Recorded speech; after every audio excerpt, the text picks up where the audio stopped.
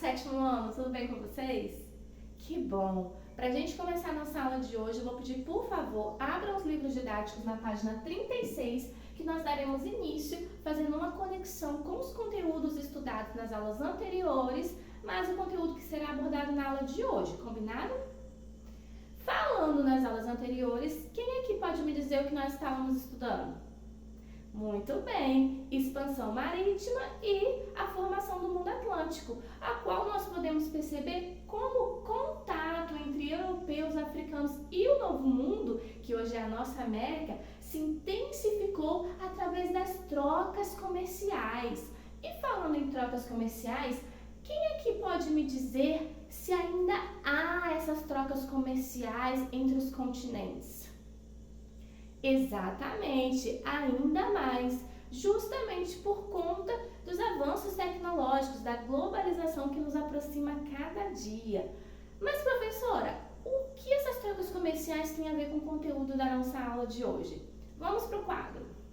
De todas as mercadorias negociadas com os povos africanos, o comércio de homens escravizados foi, porque não é mais permitido por lei, o que mais rendeu lucros para Portugal. Dito isso, sétimo ano, qual é o nosso objetivo na aula de hoje? É justamente compreender o conceito de escravidão e entender as diferentes formas nos mais variados contextos históricos. E para começarmos, gostaria de saber quem aqui pode me dizer o que é escravidão?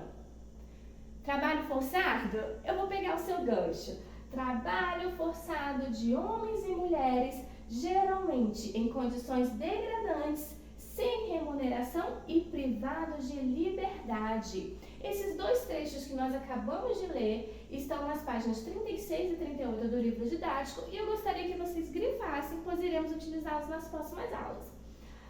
Para que possamos seguir adiante, eu separei aqui para vocês alguns exemplos. Primeiro, nós temos a escravidão antiga ocidental, que vocês estudaram no sexto ano. E eu trouxe aqui o exemplo de Grécia e Roma, que são bem conhecidos. E sétimo ano, quem eram os indivíduos escravizados? De modo geral, eram os indivíduos vencidos de guerra, que esses povos viviam travando entre si, justamente para poder expandir seus territórios. Mas havia algumas outras possibilidades também, de serem indivíduos endividados que acabavam acumulando muitas dívidas e se submetiam à condição de escravos a fim de pagá-los, ou mesmo poderiam ser criminosos. Onde trabalhavam? Poderia ser em minas, construções, administração, professores. É claro que ia depender do ofício que eles exerciam antes de serem condicionados à escravidão. A quem pertenciam?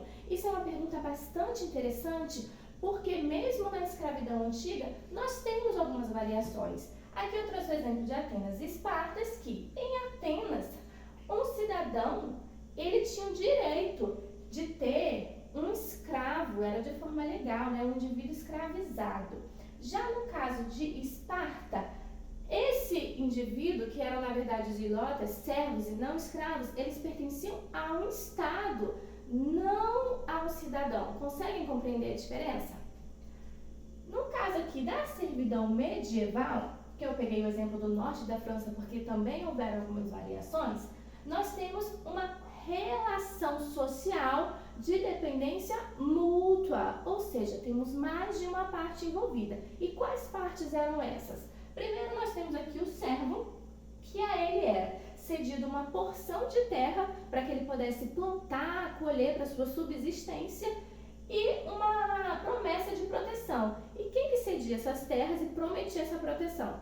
A outra parte dessa relação, que seria quem? O senhor feudal, que em troca ele exigia o quê? Obediência desse servo, trabalho e muitos tributos. Uma coisa que eu quero que vocês observem, que eu destaquei aqui, é que os servos, eles tinham o status de homens legalmente livres, porém estavam presos à terra.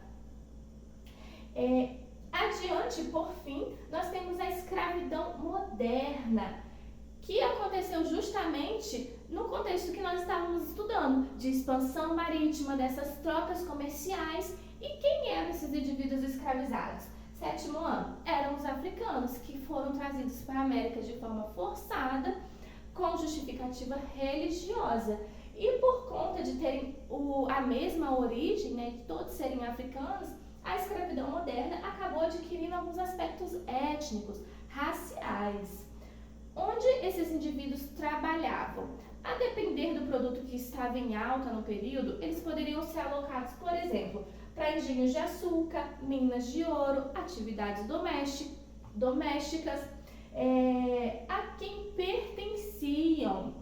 Assim como no caso de Atenas, aqui na escravidão antiga, um indivíduo escravizado, ele pertencia a um senhor, pertencia a alguém em particular, compreendem? Bom, para finalizarmos, eu quero que vocês entendam que apesar de nós termos algumas características que definem a escravidão, não podemos pensar de forma alguma que todas as escravidões, todos os tipos de servidão, por exemplo, se deram da mesma forma nos mais variados contextos históricos. Compreendem? Alguma dúvida? Então, para finalizar, exercício na página 40 para casa, que consiste em vocês analisarem essas fontes históricas e relacionarem com a explicação da aula de hoje. Na próxima aula, nós faremos a correção, que eu quero ver o que vocês entenderam dessas diferenças. Combinado? Mais uma vez, alguma dúvida? Não? Então, muito obrigada pela atenção de vocês e até a próxima aula.